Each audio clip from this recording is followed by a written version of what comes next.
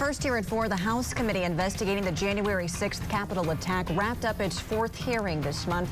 Today, state and local officials detailed efforts by former President Donald Trump and his allies to overturn the election and the threats they face from the president's supporters. Thanks for joining us this Tuesday afternoon here at 4. I'm Shannon Rousseau. I'm Brian Dorman. Skylar Henry has more on today's developments.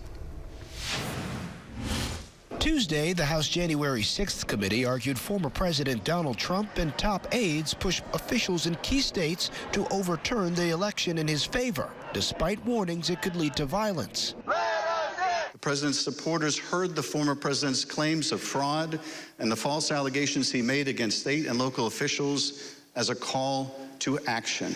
One gentleman that had the 3 bars on his chest, and he had a pistol.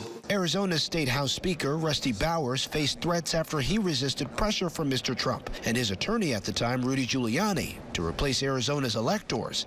Bowers recalled this exchange with Giuliani. He said, "We've got lots of theories, we just don't have the evidence." Also testifying were Georgia's top election officials Gabriel Sterling and Brad Raffensperger, who received that now infamous phone call where the former president asked for additional votes to win the state. We just followed the law and we followed the Constitution.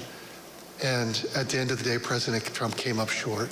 A 2020 Georgia election worker said she and her family were physically accosted and faced death threats after Mr. Trump and Giuliani made false accusations about a scheme involving a ballot.